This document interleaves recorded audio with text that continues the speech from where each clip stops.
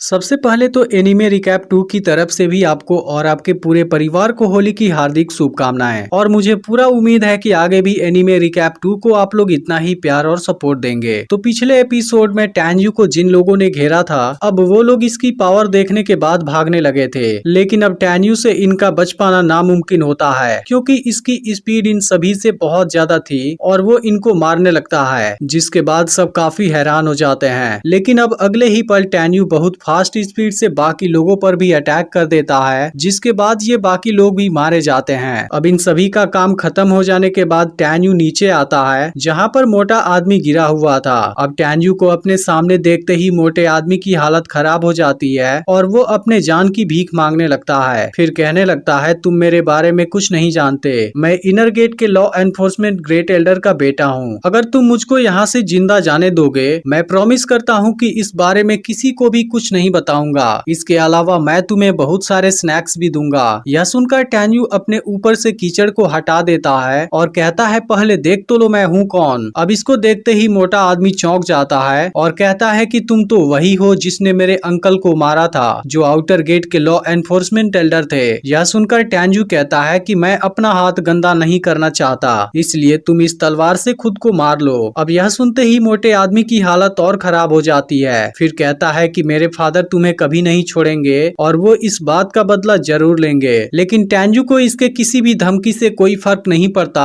और वो एक झटके में ही इसको भी मार देता है। अब टैन्यू सोचने लगता है कि मैंने मिरोन-कुन को मारा था, इसलिए उसका ग्रैंडफादर भी मुझे मारने की कोशिश जरूर करेगा। मैं तो अभी यहीं पर छुपा हुआ हूँ, लेकिन अगर इस समय मैं बिस्ट सोल डिवीजन में जाऊंगा, वो मुझे खोज लेगा और यह चीज मेरे लिए बैड लक साबित हो सकती है। इसके बाद टैन्यू अपने स्पिरिट बोट में यहाँ से निकल जाता है। वहीं अब एक एल्डर लॉ एनफोर्समेंट एल्डर के पास आता है और कहता है कि बहुत बुरा हो गया। यह सुनते ही लॉ एनफोर्समेंट एल्डर इस बारे में पूछता है। फिर एल्डर बताता है कि एल्डर साओ के लाइफ की लैंप बुझ गई है। यह सुनते ही लॉ एनफोर्समेंट एल्डर घबरा जाता है और इसे इस बात पर यकीन नहीं होता। फिर एल्डर कहता है कि एल्डर साओ की मौत हो गई है। अब इस बात से लॉ एनफोर्समेंट एल्डर दुखी हो जाता है और कहता है कि वो कभी नहीं मर सकता, क्योंकि वो हर समय सिटी में विजिट करने जाता था, जो मेरी ही दुनिया है। फिर एल्डर से कहता है कि तुम मुझे इस बारे में सब कुछ बताओ। तब एल्डर कहता है कि हमारे लोगों ने इस बात को कंफर्म किया है। आज Elder Sao 6 law enforcement student को लेकर सिटी को डिफेंड करने गए थे, लेकिन अब उन सभी की भी लाइफ लैम्प खत्म हो गई है। यह सुनते ही लॉ एनफोर्समेंट एल्डर किलर के बारे में पता लगाने के लिए कहता है। इस पर एल्डर कहता है, मैं इस बारे में क्लू खोज कर आपके पास वापस आऊंगा।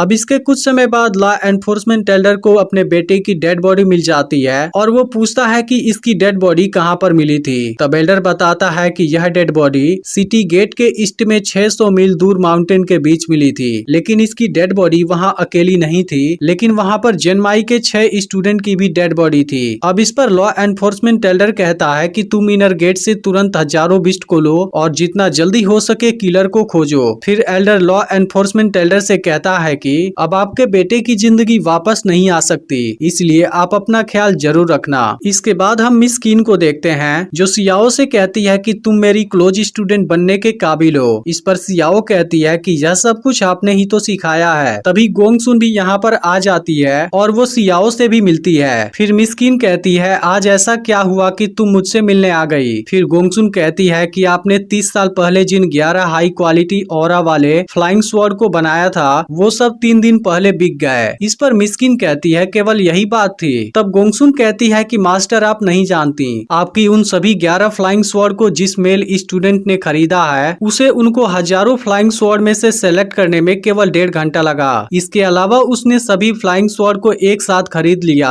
और उसने किसी से भी इनके ओरिजिन के बारे में नहीं पूछा था, बल्कि उसने सभी को खुद ही सिलेक्ट किया था। इस पर मिस कीन बोलती है, तुम्हारे कहने का मतलब है कि उसने केवल मेरे बनाए हुए फ्लाइंग स्वॉर्ड को चूज किया। तब गोंगसुन कहती है कि मुझे पूरा विश्वास है उसकी सोल मेरी सोल से हाई होगी। यह सुनते ही मिस कीन तुरंत उसके बारे में पूछने लगती है। तब गोंगसुन कहती है, मैं नहीं जानती वो कौन है। मैंने उससे पूछा भी था कि तुम किस एल्डर के अंडर में हो, लेकिन उसने कुछ भी नहीं बताया। मुझे सिर्फ इतना पता है कि उसके पास 7th लेवल वाली फिटल सोल मिरर है। इसके अलावा बाकी मैं कुछ नहीं जानती। तब मिस कीन कहती है कि वो दिखने में कैसा लग रहा था। फिर गोंगसुन बताती है कि उस समय वो मिसलेनियस स्टूडेंट का ड्रेस पहना हुआ था, उसके ऊपर कीचड़ फीचर लगे थे और उसका चेहरा भी उतना साफ नजर नहीं आ रहा था। फिर भी मुझे लगता है कि वो एक मिसलेनियस आर्ट स्टूडेंट था जो स्प्रिट माइन से माइनिंग कर रहा था, लेकिन उसके बिहेवियर से लगता है कि वो हमारे ही कीमाई का स्टूडेंट है। लेकिन यह बात मुझे समझ नहीं आती